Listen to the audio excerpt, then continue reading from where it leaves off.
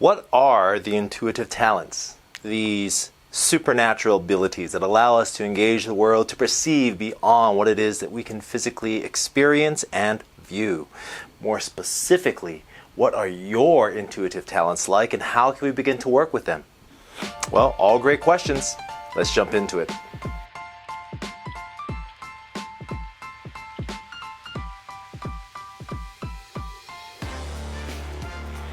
Welcome back, adepts and initiates. Day 8 of Applied Intuition. Today we are going to get into the good stuff. I've been waiting for this day for a little while because it signifies a switch and a shift in our program where we go from more of that talk-based aspect, and from tomorrow on we dive fully into that experiential piece.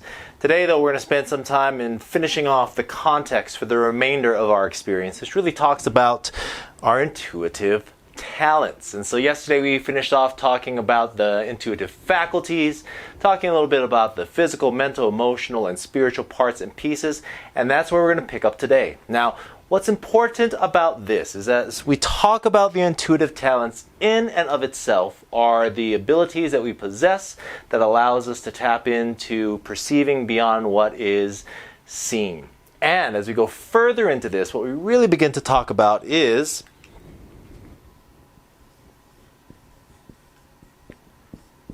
what we're really here to do.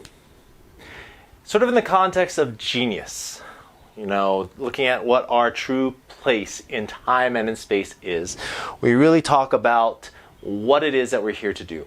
Indeed, our purpose, if you will, or more so, our potential. Now, as we dive into that, inevitably it comes to a place of our capabilities. As we talk about our intuitive talents, it really goes all about the concept of what it is that we are most capable and have the potential to do.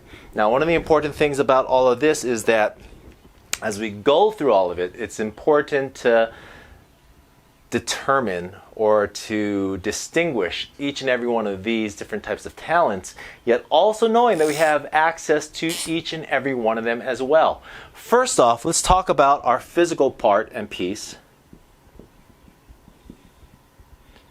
which goes into our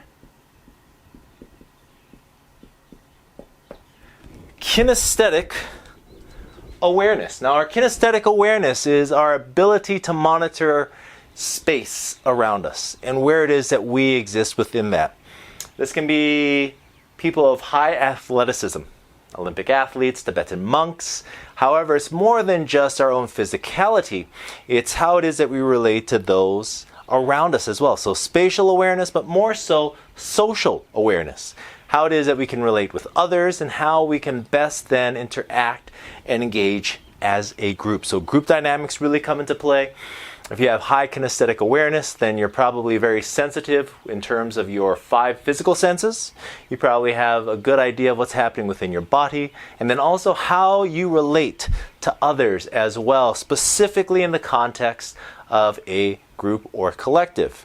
Now, next, let's talk a little bit about that mental body.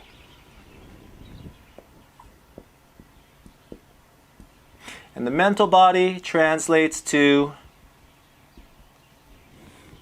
our psychic awareness. When we start talking about our psychic awareness, we start to really talk about concepts and constructs. These two aspects that allow us to really relate to the broader level of electric information and data.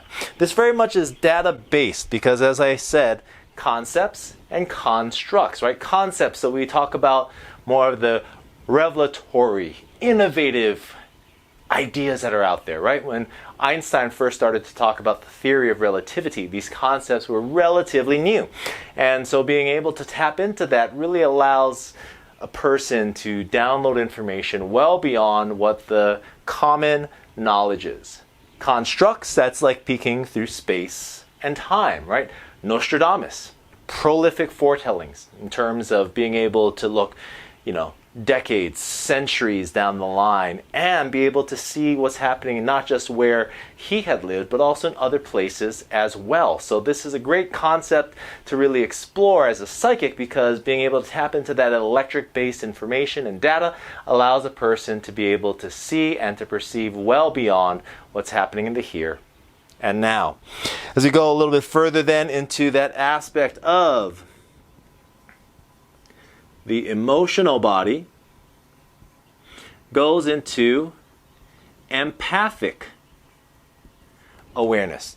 So now, as we talk about this, the emotional body and our empathic abilities, this is really that path of the healer. Someone who is able to read in not just to the emotions of a person, also to the source experiences behind it. Tied to the astral realm, this is someone who can tap into anything and everything related to what has, is, and will be on this specific timeline, which is a whole nother conversation. Now, last and most certainly not least, with our spiritual body, we get into probably the most curious of the bunch, the energetic intuitive talent. Now, energetics, very much like we were talking about yesterday, right?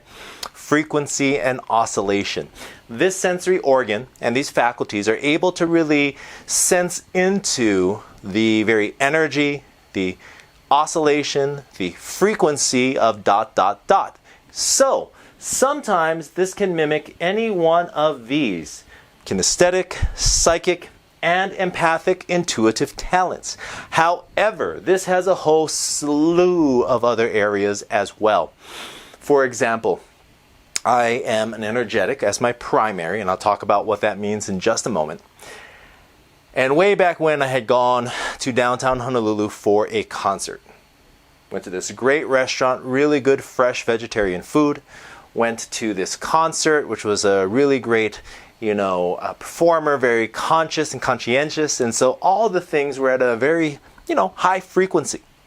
Now, that being said, the place that it was being held in, not so much. And so I remember very clearly just being in an open state, dancing and singing and having a beautiful time. And then all of a sudden just feeling something shift, like something just walked through me.